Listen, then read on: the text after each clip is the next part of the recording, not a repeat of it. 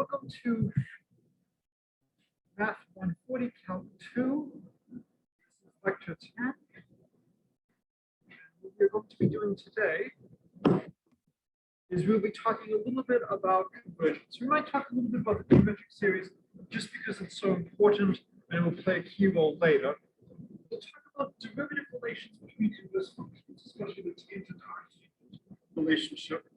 We'll use this to talk about one of my favorite formulas in mathematics, the Gregory-Leibniz formula. And this is a great opportunity to talk about why we care so much about convergence issues. That you can write things down. Just write things down does not mean it's necessarily going to be something that you can work with. So if I give you a polynomial, we have a lot of comfort in how to work with polynomials. What about a sine function? You can't work with sines. You have to compute sines, cosines. How? Well, I take out my calculator. Push the button. Okay. How does the calculator do that? So we will talk a little bit about issues like this. You might ask, why do we care? We're going to be a professional mathematician. One of my favorite oopsie or ah shit moments was with a NASA probe to Mars. If you're doing anything scientific, what should you be doing? What unit should you be using? Ready to what else? Metric system. So almost everything was in the metric system, except one subprocessor was doing things in the English system.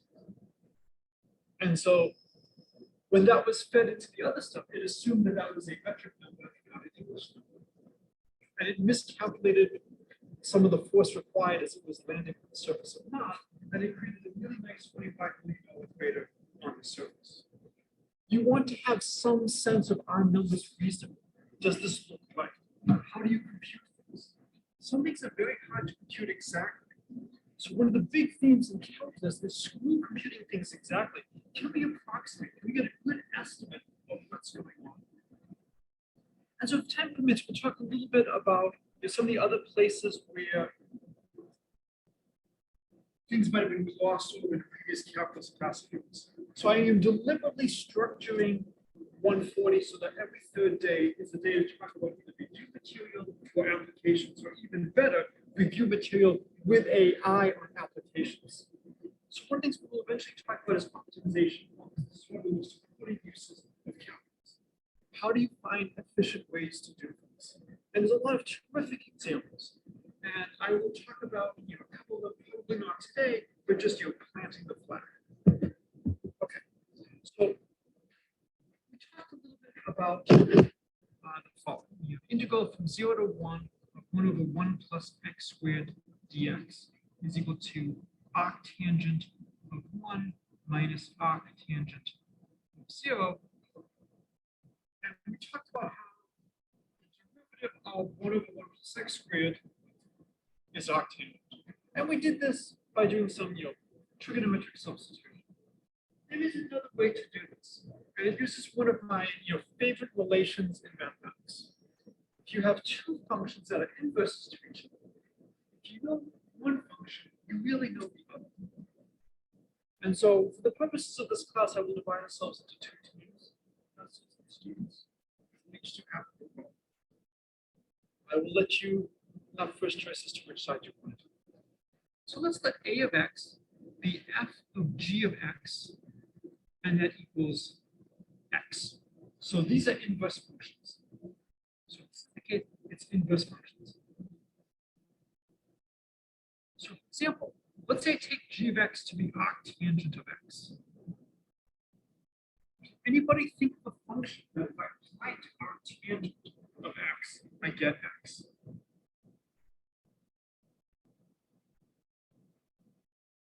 Arctangent, what is arctangent inverse? Tangent, right? So if I take the tangent of the angle whose tangent is x, I get x. So you just unwind it and listen to it. Okay, so the tangent of the angle whose tangent is x is x.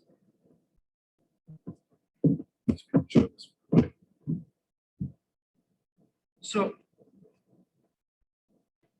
we have to take the derivative of the left-hand side and the right-hand side. Which side would you like to take the derivative of? Tangent of arctangent of x or x? Okay, and the derivative of x is 1.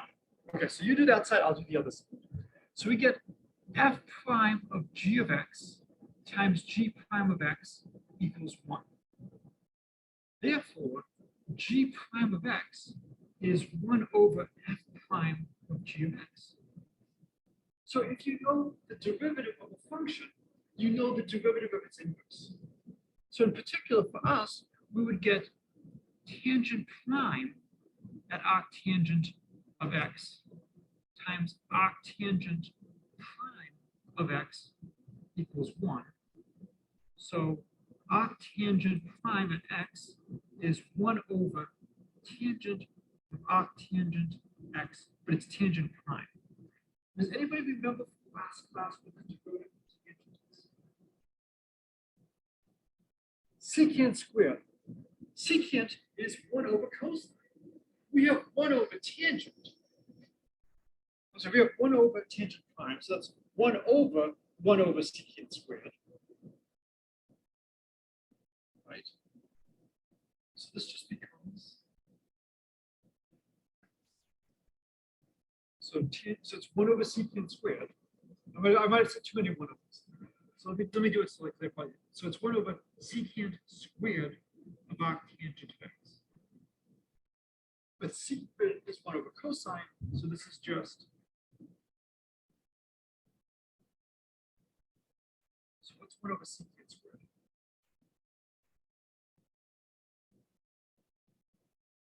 So secant is 1 over cosine. What's 1 over secant squared? Cosine squared. So arctangent prime is cosine squared arctangent of x. Does anybody know another way of writing cosine squared of arctangent of x? How to simplify it?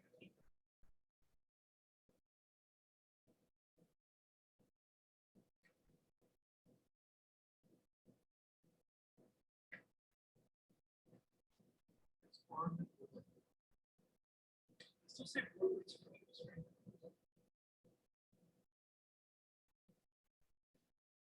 I guess we say CC in the email. Still say what is a nice way of writing cosine squared of arctangent of x?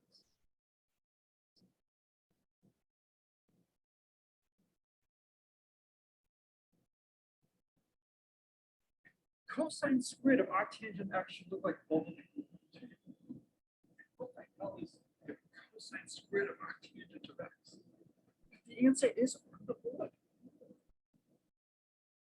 It's written as a nice function of x on the board. I haven't highlighted it, I don't have arrows pointing to it, but it is on the board. Anyone want to brave enough to try to get this?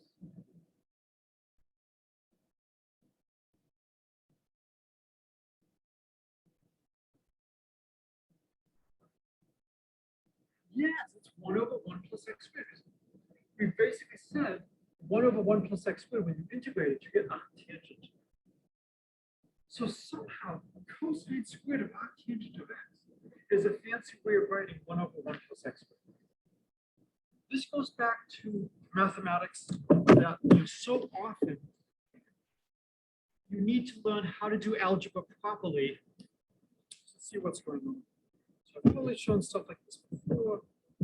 As you know, I love cubes, and at some point during the semester, I will have a class for the college of people if you want to learn how to do cubes.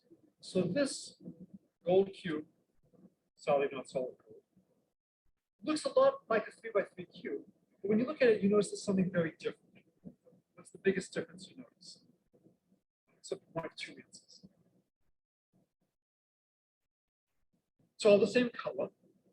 That's one difference. There's another difference. Yeah, different sizes. So if I start to turn it, it starts all of a sudden exploding in 3 dimensions. It turns out that this is essentially the same as a regular 3 by 3 by 3 cube.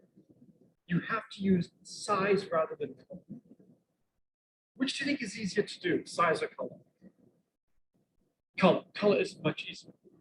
But it's the same algorithm to solve this as it is to solve a regular cube. Why do I keep bringing these cubes? Well, one is now I can justify using my research budget to buy cubes. The reason I do this is because so much of what we do in math is trying to find a way to look at something and have it speak to us. cosine squared of arctangent of x does not mean anything to me. 1 over 1 plus x squared, that I understand. If you give me a value of x, and I can tell you what 1 over 1 plus x squared is. You give me an x, and I've got to first find the angle whose tangent is x, and then take the cosine of that and square it. So let me just show you how you attack problems like this.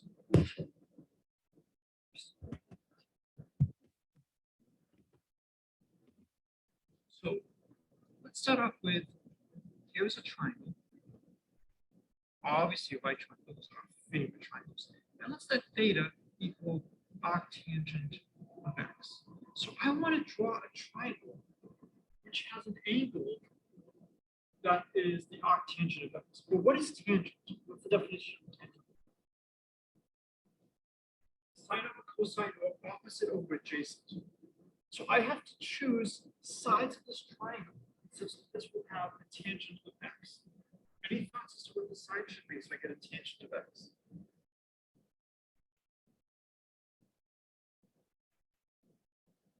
There's 3 sides. You have to give me the 2 sides of the triangle, the non-hypotenuse sides, such that the tangent of the x. There's more than one choice. In fact, there's infinitely many choices, but there is one choice that's really yeah, so tangent is observation adjacent. So which the opposite be? You could do x squared and x, but I think that there's a better choice than x squared and x. X and 1, right? Without loss of generality. Make the denominator 1. And then I'll make the numerator x. Tangent is opposite over adjacent.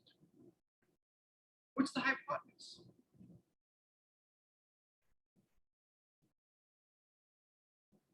X squared plus 1.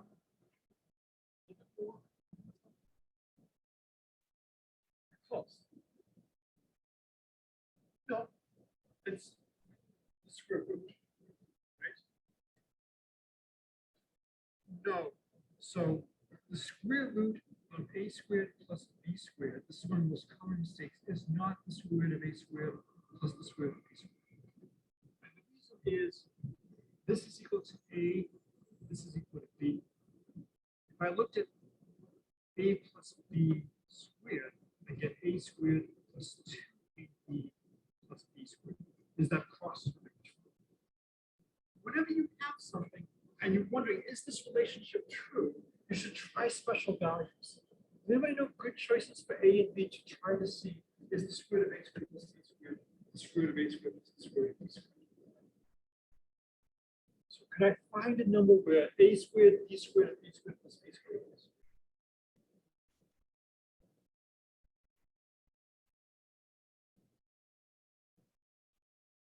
You know what, if I type me in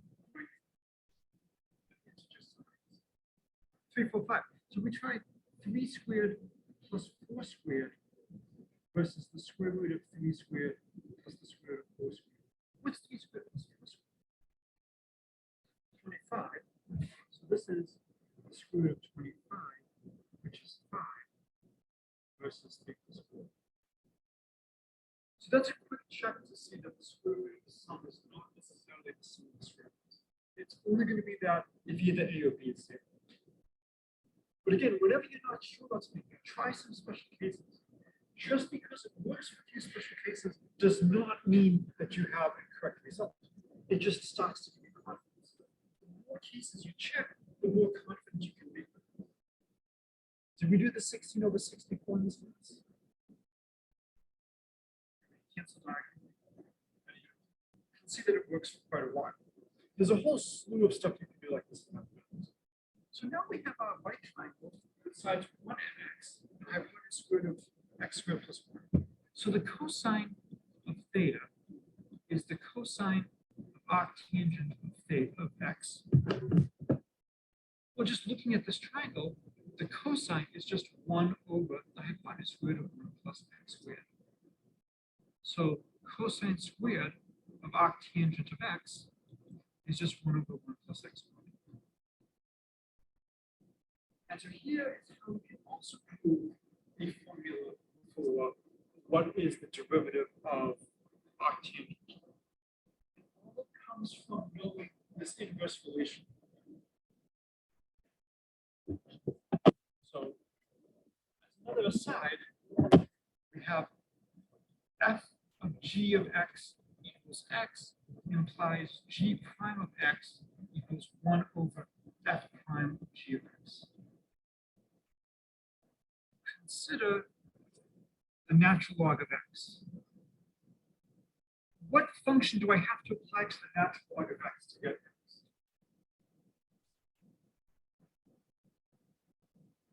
E, the exponential function. So the exponential of the natural log of x is x.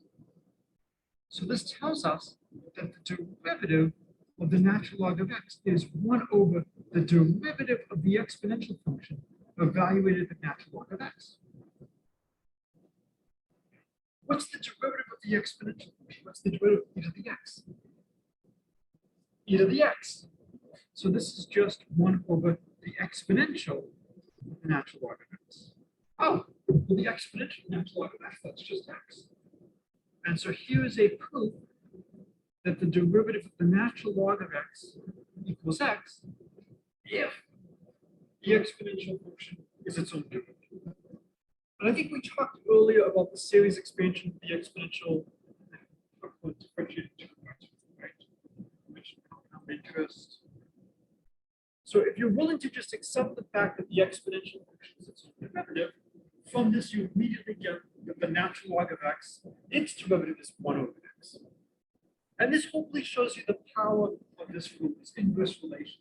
If f and g are inverse functions, it makes sense. Once I know everything about f, I should really know everything about g, and vice versa. The hard part is trying to figure out which function you want to be f and which function you want to be g. If you make a bad choice, what do? Try the other way, right? When there's only 2 choices. How many people are Seinfeld fans? I think I might have mentioned there's a great episode where one of the characters realizes that every decision he's made in life is wrong.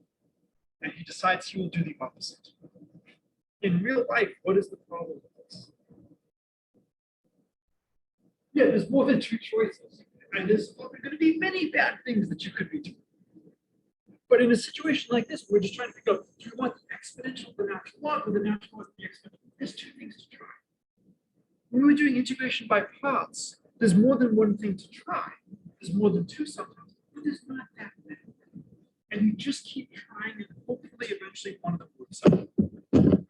So now, let's go back to the integral from 0 to 1 of 1 over 1 plus x squared dx is arctangent of 1 minus arctangent of 0. And that's just pi halves minus 0. I'm sorry, pi fourths, which is just pi fourths. And the reason is, what angle has a tangent of 1? What angle has the opposite and adjacent sides being equal? Well, that's the 45-degree angle with pi over 4. What angle has a tangent of 0? That means the opposite side is 0. That's just 0 degrees or 0 radians. So this is a beautiful formula for pi over 4. It's equal to this integral. I want to now talk about another way to evaluate this integral. And this is going to be a chance for us to talk a little bit about sequences and series. And as you go further in mathematics, sequences and series become one of the things that I always remember is my first year teaching at Williams, I was teaching Math140. Although this was so long ago, it was actually not. And one of my teams was amazed that we actually had a choice of what material to cover. We actually could choose yes. And as time passes, something we will talk at least a little bit about Taylor series in this class, about trying to replace a complicated function with polynomials of large and large degrees. And not surprisingly, the larger degree, the more choice you have, the better approximation you should be able to do. If for no other purpose, well, if I try to find the best fit line, and I say, well, let's use the best fit parabola rather than the best fit line. A line, in some sense, is a very special parabola. It's a parabola with a quadratic term of 0. So I shouldn't do any worse if I give myself more degrees to play with. And the question is just, how good of a job can you do? And it all comes down to taking a broken object and trying to replace it as a sequence of approximations. And the idea is the more terms you take, the better job it should do. But we hope then that as you take more and more terms, it converges to something, hopefully to the function that you want to study. And this means we have to talk a little bit about what does it mean for things to converge. So some of this stuff you should have seen in an algebra class, but given how algebra is traditionally taught, plus the pandemic, I am not going to assume anyone has seen this in algebra. I'm just curious, how many of you have seen the geometric series? 1 plus r squared. Okay. I will give the standard approach to it, and then later in the semester, I will also do this multiplication calculus. I will show you how to prove the geometric series formula by playing basketball. We'll actually play a basketball game in class to prove the geometric series. So we need the geometric series. So we have Sn is going to be 1 plus r squared plus r cubed plus dot dot dot plus r to the n. So this is the sum of the first n plus 1 terms. We start with the 0th term. Each term is a factor of r more than the previous. So if you want to think of it as a good economy, and if we are making 5% a year, how much will we have? Each year, the amount we have goes up by a factor of r to the year, and we would have r to the n. Let's try to find a closed form expression for this. Well, if I multiply by r, what's 1 times r? R. And r times r is, keep going, r to the n minus 1 times r is r to the n, and r to the n times r is r equals 1. So when you look at these two, it should be screaming at you to do something. Now, what do you notice in common between these two expressions?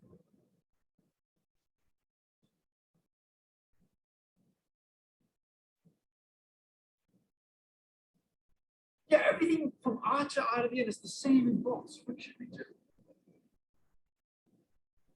Yeah, absolutely. Let's subtract. And so when we subtract, we get 1 minus r times Sn. I'm just factoring out the Sn because it's in both terms on the left. And then we just get 1 minus r to the n plus 1 because it's a telescoping sum. So Sn is 1 minus r to the n plus 1 over 1 minus r is 1 over 1 minus r minus r to the n plus 1 minus r. So this is the finite geometric series formula.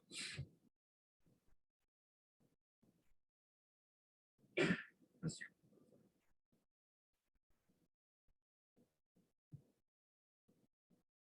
Now again, we'll see another way to prove this later, which has applications in game.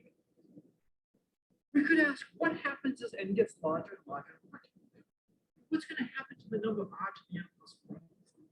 What happens to that as it gets large?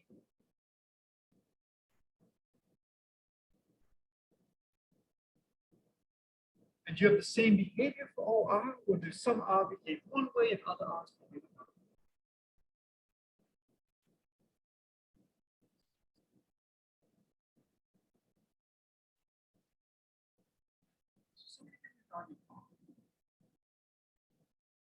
One. So if we take r equals 1, then r to the n plus 1 is always 1. What if it's 2 on the denominator? 0. So when r equals 1, things that are okay. Let's use another value. 2. What happens to r to the n plus 1? What's 2 to the n plus 1 go to?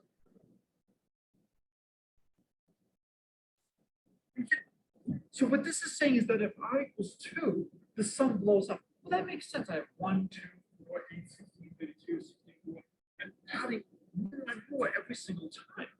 It makes sense that my total sum will blow up. What if r equals -2?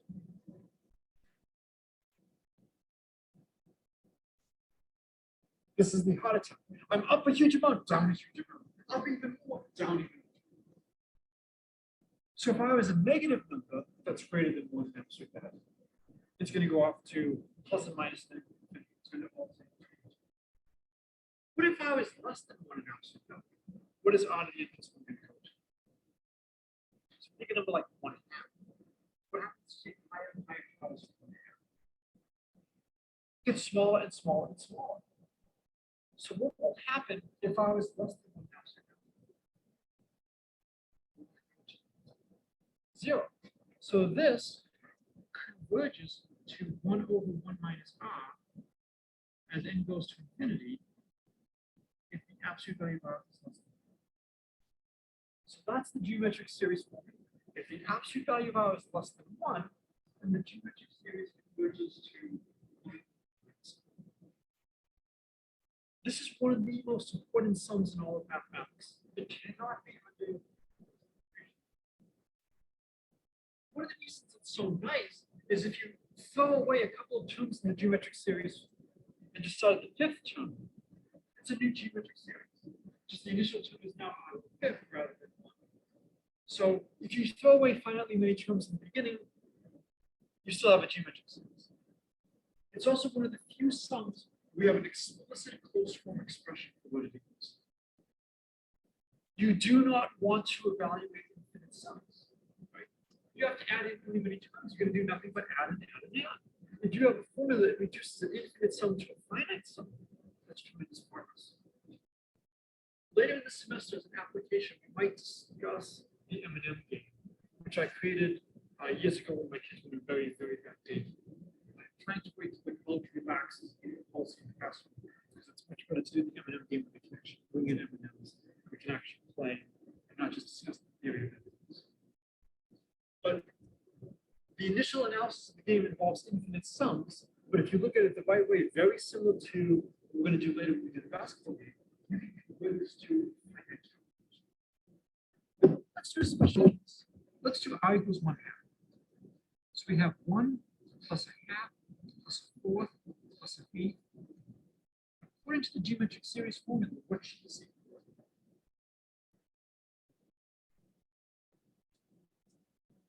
Does anybody remember what was the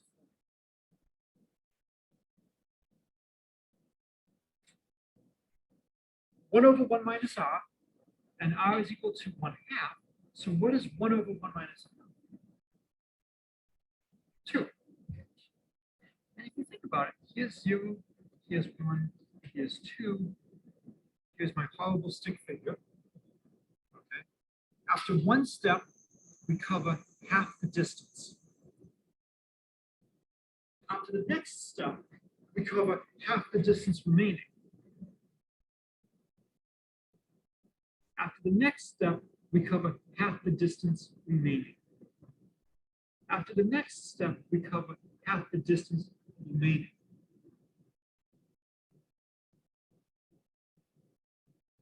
And so you can see that at every moment in time, the amount of distance left to travel is half of what it was a moment ago. So we take that distance from 2 and we half. And so it seems very reasonable that this is going to approach to 2. Is anybody familiar with Zeno's paradox? Leave that for the boss. Why do I care about this? Let's go back to the integral of 1 over 1 plus x squared from 0 to 1 of dx. I really should do the integral from 0 to 1 minus epsilon of 1 over 1 plus x squared dx. Send epsilon to 0. I'm not going to do this. This is Math140. I want to overload you. I want to use the geometric series formula for 1 over 1 plus x squared. So if I want to consider 1 plus r squared plus r cubed plus dot dot dot equals 1 over 1 plus x squared, what is r?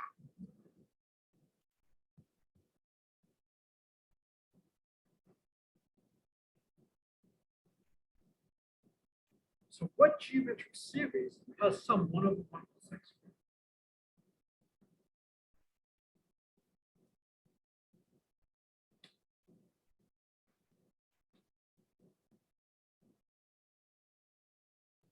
So what's the formula for geometric series?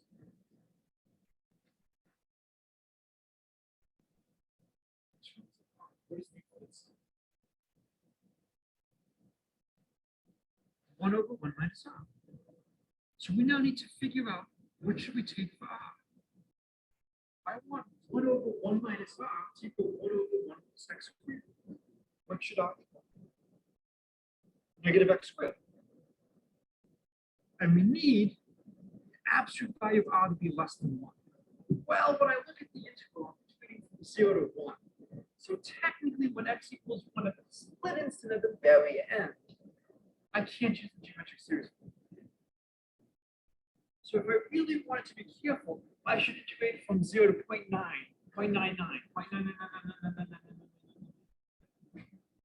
And the more nines I take, the closer that's going to be to pi over 4. And in the limit, as epsilon goes to 0, it's going to be pi. So I should really integrate to a little bit less than 1 and then take the limit. I'm not going to bother doing this. I'm just trying to give you the rough idea and to try to give you a sense of why we care so much about sequences. So my daughter is learning algebra 2 with me right now.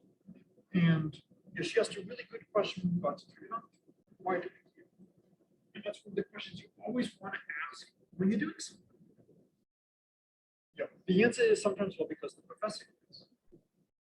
It's not the best answer. There should be a reason why we're spending our time doing this. So I'm like, well, I've got 30 lectures to film. There's only so much. How many of you have seen The Wizard of Oz? So one of my favorite scenes I may have mentioned, this is Dorothy. And she's going to be killed as soon as the red sand in the hourglass all runs to the top. This is how I teach you. Is that I only have a certain amount of contact hours with her. And in my mind, the sand is raining every single second. Even right now, I see the sand raining. And you have to be very careful. What do I want to spend time on? And what is worth discussing? This is worth discussing. It's worth knowing why we care about this. And it's worth knowing where am I lying to you a little bit. I'll still lie to you, but I will at least be honest and say, look, this is what I'm sweeping into the water. This is how you would make it rigorous if you really can. I'm happy to chat, but I'm going to be honest about what I'm doing. So you could make it rigorous. So we have the integral from 0 to 1 of 1 over 1 plus x squared dx is the integral from 0 to 1 of 1 minus x squared minus x squared squared, which is going to be plus x to the 4 minus x to the 6 plus x to the 8 minus x to the 10 plus dot dot dot dx. So that's what we get when we replace the 1 over 1 plus x squared with a geometric series. We're actually going the other way. Rather than taking a nice infinite sum and making it even nicer as a finite sum, we're taking the nice finite sum of 1 over 1 plus x squared and expanding it out and making it infinite.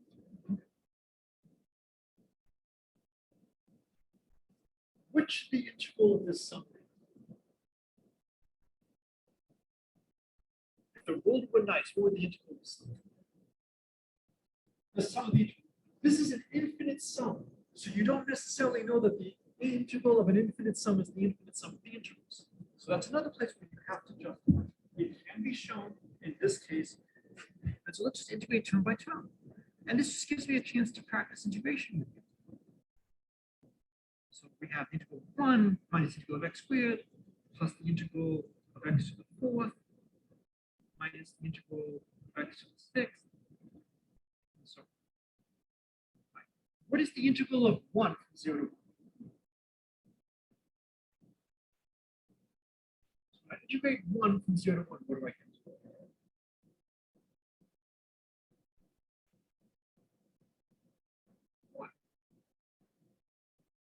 Because my function is constant, it's just base times height. Or what function has, if I want to really rigorously, what function has derivative of 1? It's just going to be x, and I evaluate that at 0 to 1. What is the antiderivative of x squared? X cubed over 3. And then it's going to be, what function is derivative x?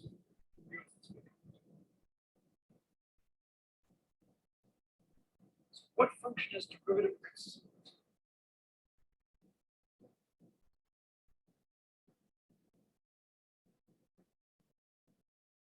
Somebody else has spoken. Yes. 1/5 x, excellent. And minus, I'll do 1. I should get a 1, but it's x to the 7th over 7. All right, so I get 1. And then I have x cubed over, oops, that should be over 3. You said it correctly. So that's going to be minus a third, plus a fifth, minus a seventh, plus a ninth, minus 11. And this is pi over 4. So this is the Gregory-Leibniz formula. Here is a formula for pi. In some sense, it's actually a very bad formula. It converges very slowly. But in another sense, it's actually a very good thing. And so, what is nice about this formula? It'll be faster to just write it down. Pi over 4 is 1 minus a third, plus a fifth, minus a seventh, plus a ninth, minus 11. Let's think about it. So,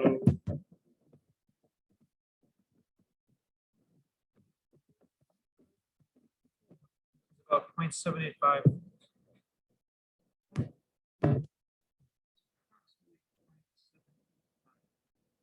If we stop after the first term, do you think we overestimate or underestimate? Over. Why are we overestimating? Okay, so if we know that the answer is 0.785, we can overestimate. Well, let's say we didn't know it was 0.785. How can I tell by just looking at this infinite sum that we overestimate? So the second term subtracts, but maybe the next term compensates for that. Right, so if you notice, the term 1/3 is greater than 1/5. So the next two terms is going to be net negative. And then what about negative 1/7 and 1/9? A net negative. And then negative 1/11, positive 1/13, a net negative. So we know if we stop here, it's an overestimate. What if we stop here at 1/3? Is it an overestimate or an underestimate? It's an underestimate because we have 1/5 minus 1/7. 1/5 is greater than 1/7, so we have to add a little bit. Then we have 1/9 minus 1/11, we have to add a little bit. So we have an underestimate.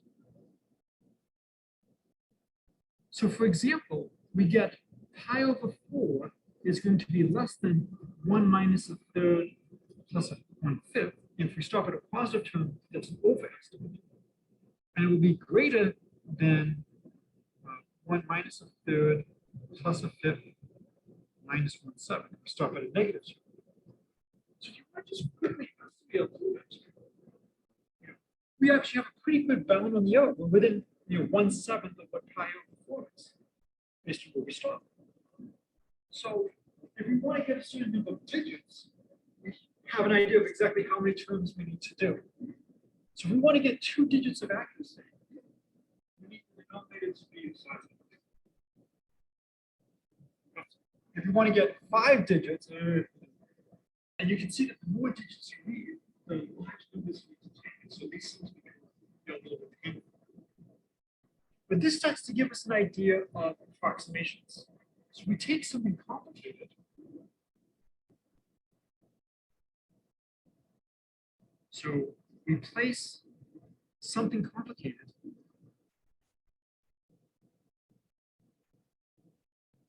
with a small number of nice terms. And this is going to be one of the themes. is rather than looking at something that's really complicated, instead, why don't we try to look at something simple? And we'll start having lots of other terms. Anybody taking economics? Since you're majoring in economics. So you're good luck when you try to model it. Right? So what you do is you start off with a very simple model, which is completely unrealistic. And then you start putting in more players and agents, which is still unrealistic. And then you put in even more, and it's still unrealistic. But the hope is that eventually you get to the point where you have enough things going on that you can do a good job of modeling things and actually extract something from it. And the question just becomes, how much do you need before you truly have to model features? You know, Galileo did this wonderful experiment. He dropped two masses. This to show that this time it takes does not depend. Okay, great. And the color of the two balls. What are they doing in school? Didn't you look at the YouTube video?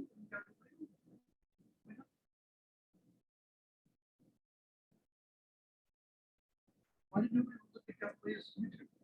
Did you forget to post it? A little too old. One of my favorite quotes is, you can't trust everything you read on the internet. Hey, link. So back then, we were not going to have video evidence. We're not going to have photographic evidence. So a lot of things have not survived. Why don't we know the color of? It doesn't matter. The color does not matter here. Is that absolutely true? Can you come up with a situation where the color would actually matter? Sorry? So if the paint actually causes weight, we want the two things to be the same weight. So we don't have to include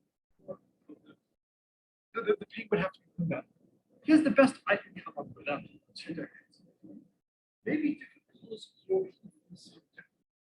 And maybe they were left outside for say 8 hours on a really hot day. And so one wall is down into its temperature. And so the color really matters because it's a proxy for something else, the temperature. And then when I drop it, does temperature affect how you pass through, how you have heat resistance? It may or may not. But this is a possible chain where that could matter. But if you have two balls of the same mass, what else might matter? What might not matter? There are two masses of the same. Good. You're right. And I was perfectly deliberately changing it to rather than having two balls. But when I say two balls, it doesn't have to be the same radius. So do you think it matters if one is very large and the other is very small? Could that impact how long it takes? So you have to be very careful that you control for everything. So it's the same with what we're doing on math. We start with the simplest example we can think of, and then we start adding more and more terms. So we've got a few minutes left. So sine of x, cosine of x, tangent of x. Everybody knows these functions, correct? How do you actually compute the sine of an angle? How do you compute the cosine of an angle?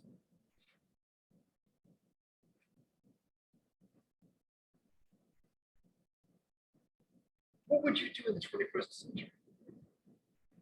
Yeah, calculator, internet, Alexa, what is the sine of? Yeah, something like that. There's really only two triangles we understand. It's only a triangle we understand. 30, 60, 90. What is the 30, 60, 90 triangle coming from?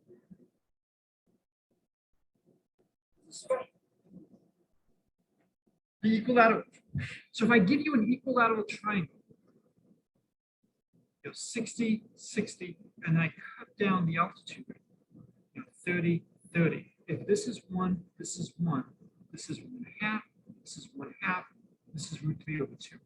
So we get the tangent of 30 degrees would be opposite over adjacent, would be 1/2 over 1 over root 3. I'm sorry, 1/2 over root 3 over 2 is 3. If I give you the cosine of 30 degrees, that would be root 3 over 2 over 1. Okay, that's just root 3 over 2. If I give you the sine of 30 degrees, that would just be 1/2 over 1. That's 1. And again, I really should be using radians and not degrees. When we're just talking amongst ourselves and not doing any calculus, let's use degrees. I can also get, of course, 60 degrees from this triangle. So we know 30 degrees and we know 60 degrees coming from the equilateral triangle. There's one other right triangle that we know. What is the other right triangle we know? 45, 45, 90. We don't know the 3, 4, 5 triangle. We don't know 3, 4, 5. What information are you not giving me when you say 3, 4, 5? The angle. See, for this triangle, I can specify the length of the sides and the angles.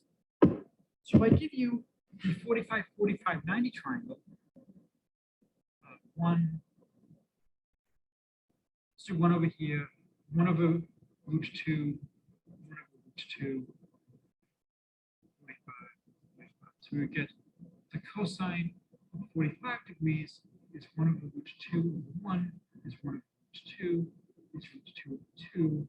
This is also the sine of 45 degrees, and the tangent of 45 degrees. These are the only triangles we really know. So if I give you an arbitrary angle, we're in trouble. Unless maybe there's a way to relate values of sines and cosines at arbitrary angles. And there are some games you can play. We've got some real juicy where if you know your trick, it's not as bad. So we have cosine of x plus y is cosine x cosine y minus sine x sine y. Sine of x plus y is sine x cosine y plus cosine x sine y. At some point, probably one of the Friday night, I tell you where this comes from. Whenever you see formulas like this, you should think there might be a good special case. Even to give you a good choice for y as a function of x. What would be a good value of y to plug into this special case?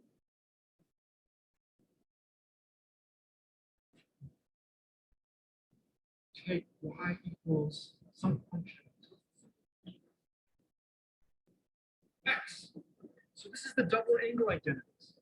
You then get the cosine of 2x is cosine squared x minus sine squared x. But sine squared is 1 minus cosine squared of x. So it's 2 cosine squared of x minus 1. When the dust settles, you get the cosine of x plus 1 over 2 is cosine 2x, plus 1 over 2 is the cosine squared of x, or cosine of x is the square root of cosine 2x plus 1 over 2. If I let x equal theta halves, I get the cosine of theta halves is the square root of cosine of theta plus 1 over 2. Why is this useful? Well, if I want to understand the cosine of theta halves, I actually can get that by knowing the value of the cosine of theta. We saw this a little bit when we talked about Pythagoras to pi at the beginning of the year. So to some extent, I can play some games like this and almost do like a binary search to try to find the values of cosines and sines and angles in terms of things I already know. Now, I start off, is 45 too much? We go to 22.5. And if that's too little, I can go up a little bit. I can play games like that. But it turns out, and we'll see this later in the semester, that cosine of x is 1 minus x squared over 2 factorial plus x to the 4th over 4 factorial minus x to the 6th over 6 factorial, and so on. And the sine of x is x minus x cubed over 3 factorial plus x to the fifth of 5 factorial minus 25.